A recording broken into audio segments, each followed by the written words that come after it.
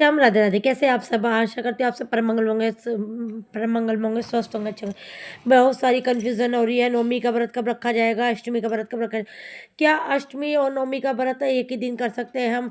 क्या हम नवमी का कन्या पूजन 27 तारीख को कर सकते हैं? ये बहुत सारी कन्फ्यूजन हो रही है।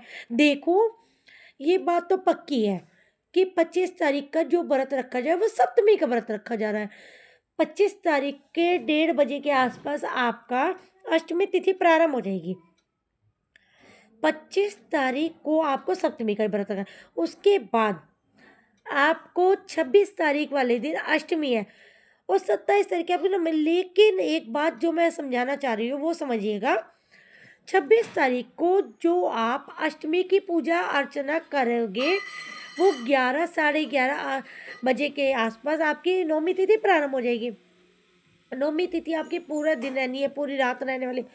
और 27 तारीख की आपकी नवमी तिथि 10 बजे खत्म। अब मेरी बात समझिएगा आप। क्या होता है नवरात्रि? कोई भी ऐसी रात नहीं है, नवरात्रों में रात नहीं होती है। नवरात्रों में 9 दिन रात्रि और 9 दिन होते हैं, जिसको नवरात्रि बोला जाता है, जिसमें कोई रात नहीं होती। इसको बहुत विशेष माना जाता है। 27 तारीख को अगर हम नवमी की पूजा अर्चना करते हैं तो हमें रात नहीं मिलेगी, क्योंकि हमें आपकी जो है 27 तारीख की 10 बजे के आसपास खत्म हो जाएगी। मैं ये नहीं कह रही हूँ आपको 27 तारीख को नवमी नहीं मिली। रामनवमी आपको 27 तारीख को ही मनानी है। अयोध्या भी में भी रामनवमी आपके 27 तारीख है। लेकिन जो भी आपके कन्या पूजन करना है वो आपको ये जरूर देखना है कि नवमी की कन्या पूजन आपको करना रात आ रही है या नहीं आ रही। तो नवरात्रि की रात कौन सी आ रही है? 26 तारीख की। 27 तारीख की आपकी को रात नहीं मिल रही है नवमी की, वो आपको 10वीं की रात मिल रही है। इस वजह से आपको कन्या पूजन जो करना है, या तो आप नवमी वाला कन्या पूजन जो आपको करना है वो 12 बजे के बाद 26 तारीख को करना। याद रखिए, 1:30 बजे के से 3 बजे तक आपका राहु काल प्रारंभ हो जाए। उस टाइम पे कोई भी पूजन वगैरह नहीं है। 11:30 बजे से लेकर 1:30 बजे तक एनी हाउ आप कन्याओं को पूजन कर सकते हैं। वो कन्या पूजन बहुत ही ज़्यादा इम्पोर्टेंट होता है, जो कि जिस रात में नवरात्रि आए उस रात में कन्या पूजन होना ज़रूरी है। अब भाई 26 की रात को हमें मिल रही है कन्या का पूजन करने का। नवरात्रि की जो पूजन होने वाला है आपका कन्या का जो है, हमें 26 तारीख को करनी है। भाई मैं तो 26 तारीख के पक्ष में हूँ। देखो, 1-2% 26 को नहीं होता है, ऑफिस की छुट्टी नहीं मिल रही है आपको, तो आप 27 को सुबह सुबह 10 बजे से पहले कर दें। लेकिन मैं उसके पक्ष में नहीं हूँ, क्योंकि भाई मैं नवरात्रि के 9 दिन देखती हूँ, मैं दिन नहीं देखती। मैं नवरात्रि के 9 दिन रात आती है नवरात्रि की। जो लोग अष्टमी का व्रत कन्या पूजन करेंगे वो भी 26 तारीख को करेंगे, 12 बजे से पहले पहले। जो नवमी का कन्या पूजन करेंगे वो भी 26 तारीख को ही करेंगे। मैं 12 बजे से पहले पहले कर लेंगे अष्टमी। जो नवमी का कन्या पूजन करेंगे वो 26 तारीख को 12 बजे के बाद करेंगे। देखो, कन्या पूजन में रात्रि का होना बहुत ज़्यादा आवश्यक है। इस बात का आपको विशेष तौर पे ध्यान देना है।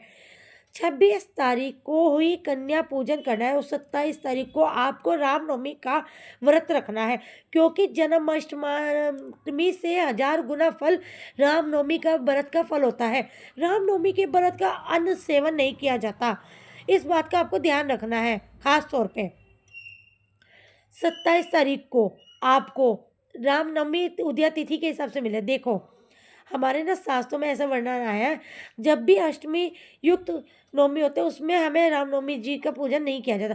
26 तारीख को हमें रामनवमी का भी पूजन कर सकते हैं, लेकिन हमें 26 तारीख को अष्टमी मिल रही है, इसलिए हम अष्टमी युक्त रामनवमी का पूजन नहीं कर सकते। हम नहीं किया जाएगा।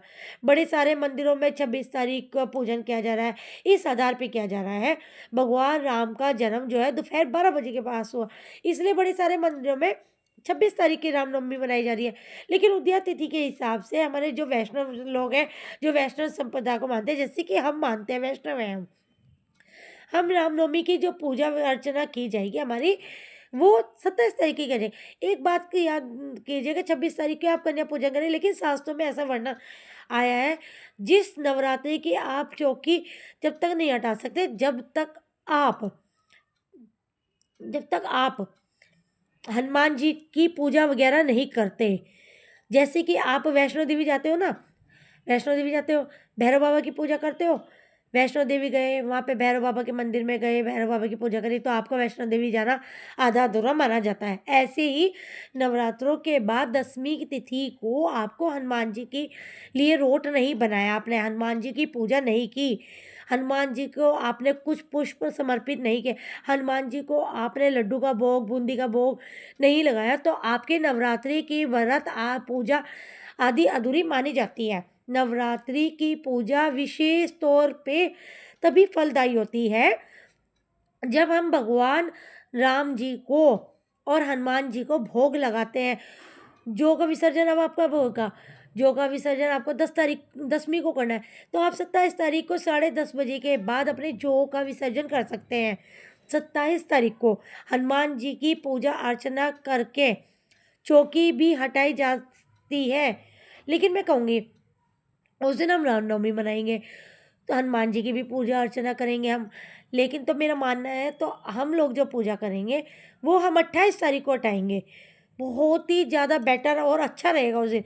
याद रखिएगा, आप कन्या पूजन अष्टमी का कर रहे हो चाहे आप नवमी का कर रहे हो, कन्या पूजन केवल आपको 26 तारीख को ही करना है।